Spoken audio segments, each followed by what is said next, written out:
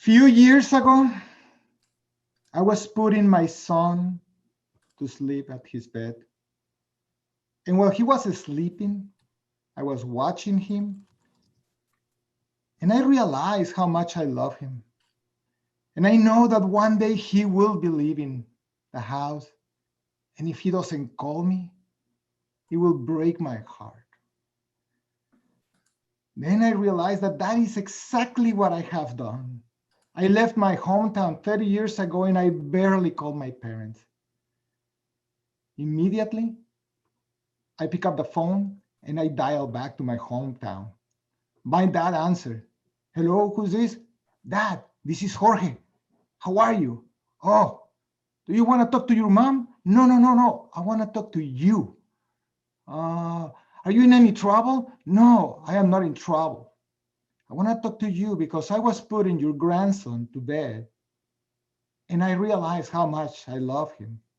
And if he doesn't call me, I will be so sad. And I thought that if you have the same feeling, you will be so sad too. That's what I'm calling you to tell you. Dad, I love you and I miss you so much. My mom picked up the phone. "Hi, who's this?" "Mom, this is Jorge. Put that back on the phone." "I can't." "Why?" "Because he's crying." Toastmasters fellows, the love from parents to their child is impossible to describe. Our children, they come one day without instructions how to raise them. And that is the day that our life change. It's one of the most difficult and challenging times of our life, but at the same time, one of the most gratifying ones. Raising a child means a lot of toddler tantrums, an enormous amount of diapers changes, embarrassing moments with other parents. But at the same time, it comes with a lot of those first things.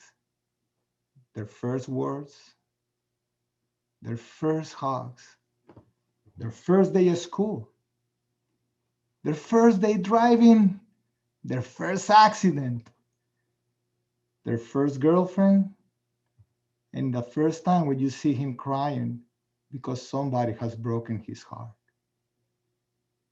And if we do everything okay, if we do the things right, they will live. And that is what is so difficult to let it go.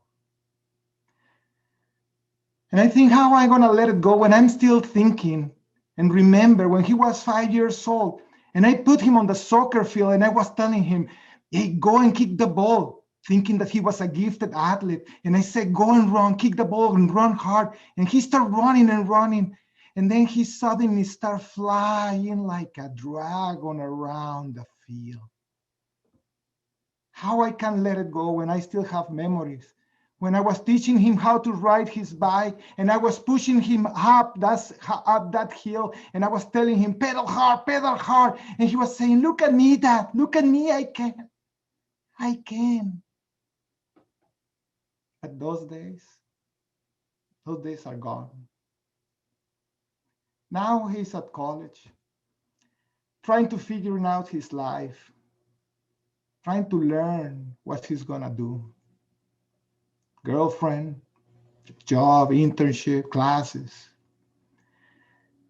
And I realized, me and my wife know that this is his time. We try to contact him, text him, phone calls, Instagram, Facebook, whatever. He barely answers, only when he needs money. Well, one day he called and I answered that day. And he said, "Hey, Dad, guess what? What? I've been writing songs. So I've been paying for college so you can write songs." "Yes. Do you want to listen to it?" "Yes. Go ahead, John man. I'm listening." So he starts singing. Not my type of music, neither what I would like to listen ever. But then I realized that he was singing about me.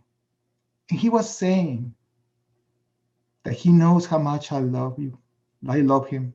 That he knows how hard I work for him to have everything. That he knows that I will always cover his back. And he knows that I will be there for him every time. And he will give me a million hugs if I was there. Maybe one day he will have a child and he will hold him onto his chest for the first time like I did.